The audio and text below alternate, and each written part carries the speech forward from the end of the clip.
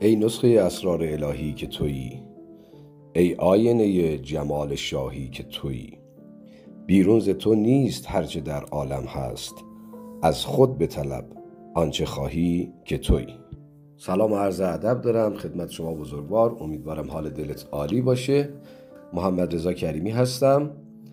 در روز 124 سپاسگزاری هستیم. خداوند رو شاکریم بابت این لطف و عنایتی که امروز در اختیار ما گذاشته و میتونیم در کنار هم شاکر و سپاسگزار خداوند باشیم. از اونجایی که مطالب هر روز برای ما تازه هست و میتونیم از این مطالب در کل مسیر زندگیمون استفاده کنیم و این آگاهی ها به صورت روزانه برای ما جاری میشه، از خداوند تشکر میکنیم که میتونیم هر روز از زندگیمون رو با یک آگاهی جدید استارت بزنیم و بسازیم. ارزشمندی مطالب بچه‌ها به اندازه‌ایه که شما میتونید به اونها عمل کنید. مطالب با آگاهی هایی که امروز در اختیار ما هست به اندازه‌ای که ما عمل کرد داریم نسبت به این آگاهی ها مورد پذیرش قرار میگیره در دنیای مادی. مورد پذیرش یعنی چی؟ یعنی اینکه وقتی ما از آگاهی های امروزمون استفاده میکنیم، نتایج به سمت ما سرازیر میشن، اتفاقات به سمت ما میان.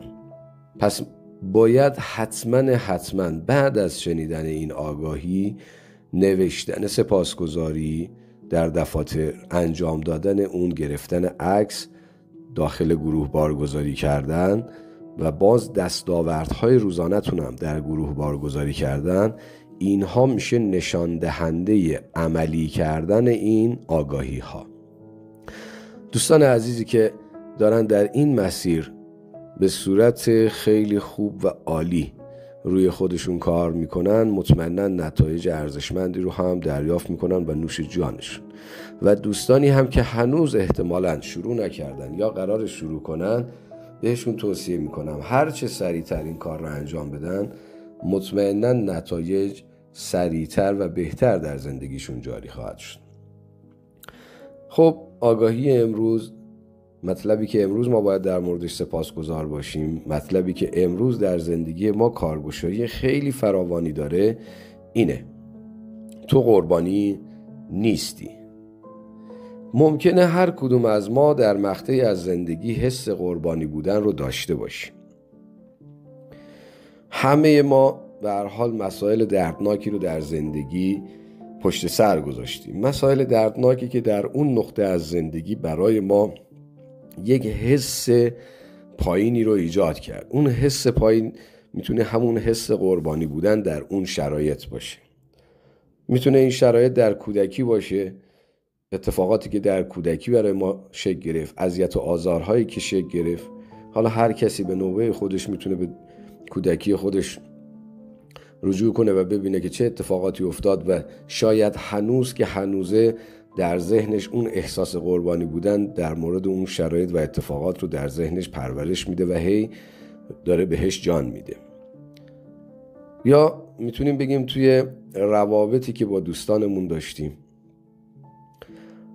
از کودکی، در مدرسه، در کوچه و بازار و محله، دوستان ما تمسخر میکردن، اسمهای رو روی ما میگذاشتن، بازیهای کودکانه‌ای رو میکردن که به هر حال اونجا احساس قربانی بودن رو داشتیم. یا والدینمون، یا از طریق عشقمون شاید اتفاقی افتاده، شرایطی رو ما تجربه کردیم که احساس قربانی بودن در ما بوده. همسرمون، به هر حال محل کارمون، صاحب کارمون و خیلی اتفاقات دیگه. یعنی همه ما میتونیم این تجارب رو به راحتی در سر بپرورونیم و در موردش یک گزینه‌ای رو برای صحبت کردن در دنیای بیرون و نجواهای ذهنیمون داشته باشیم.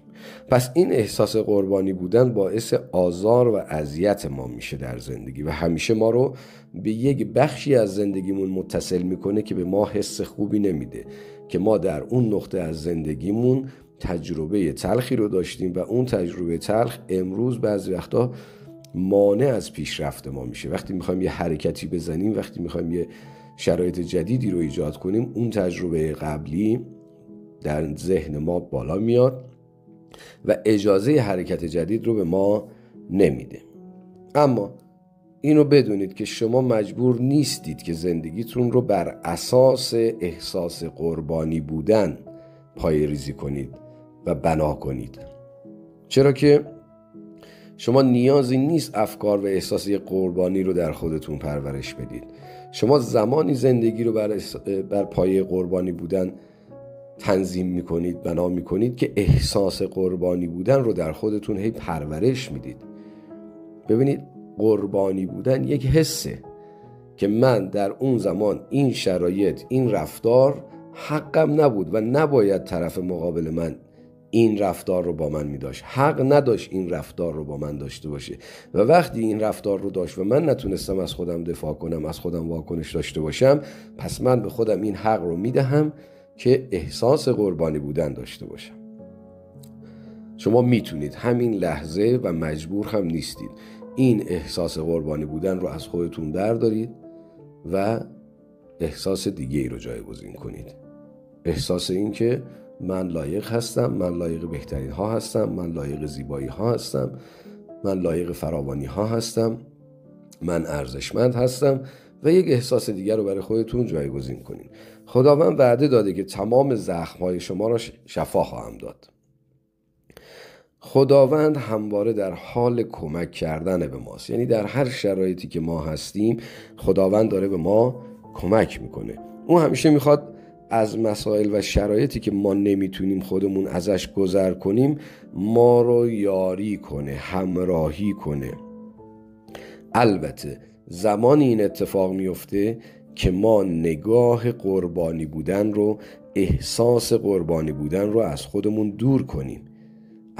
دور کنیم و به فیض و رحمت و عشق خداوند، به قدرت خداوند ایمان داشته باشیم. زمانی که ما بتونیم به این عشق، به این فیض، به این رحمت و بزرگی خداوند ایمان کامل بیاریم، خداوند هم به بهترین شکل ما رو از گذرگاه ها عبور میده، از جایگاه هایی که باید رد شیم رد میکنه. پس بیایم به خودمون قول بدیم اگر اتفاقی بوده در گذشته، یه نفر کلاهمون رو برداشته، یه نفر توی یک رابطه به ما احساس میکنیم که خیانت کرده، یه جایی به ما خیانت شده، یه جایی ما مورد سوء استفاده قرار گرفتیم، یه جایی ما رو تمسخر کردن، یه جایی اون رفتار شایسته‌ای که برای ما باید داشته باشن رو نداشتن. ما حق نداریم الان احساس قربانی کنیم نسبت به اشتباهی که دیگران کردن، نسبت به رفتاری که دیگران ناخواسته و ناآگاهانه داشتن. ما نباید تاوانش رو بدیم و احساس قربانی بودن رو داشته باشیم. شما میتونید از مراحل زندگی گذر کنید و چه بسیار هستن انسان‌هایی که وقتی از این مراحل با این دیدگاه گذر میکنن، حتی کسانی هستند که پیروز میدان هستند، کسانی هستند که از احساس قربانی بودن خودشون رها میشن، گذر میکنن و پیروز میدان به چه شکل هستند؟ کسانی که موفق میشن، به جایگاه‌های رفیع میرسن، به جایگاه‌های بالا میرسن. و اون کسانی که ظلمی واقع شده، ظلمی رو انجام دادن در قبل افراد موفق، اونها خودشون رفتار خودشون رو، جایگاه خودشون رو متوجه شدن و پشیمونی برای اونها هم حاصل شده. و شما هم با این نگاهتون به دنیا نشان دادید، یا اون فرد موفق با این رفتار و با این نگاهش به دنیا نشان داده که هیچ وقت یک حس نمیتونه مانع موفقیت بشه. یک حس نمیتونه افراد رو از اون حق الهیشون که بهترین ها هست دور کنه. پس امروز هر احساسی در مورد قربانی بودن دارید کنار بذارید تا انشالله پیروز میدان باشید و این پیروزی حق الهی شماست تا به بهترین جایگاه خودتون دست پیدا کنید. خب خدا رو شکر بابت این جایگاهی که امروز خداوند به ما داده، بابت این درک و آگاهی که امروز به ما عطا کرده و میتونیم در موردش صحبت کنیم، حرف بزنیم، ازش استفاده کنیم و در زندگیمون بهره مند بشیم. بریم برای دعای سپاسگزاری روز 124. خدایا، من از تو سپاسگزارم که تو شفا دهنده ای. تو مرا رها نکردی که در رنج گذشته رنج بکشم. تو زخمهایم را التیام میدهی و به من قدرت میدهی تا پیش بروم. امروز یک روز جدید است و من از هر دقیقه آن لذت خواهم برد. خیر و برکت در زندگیتون.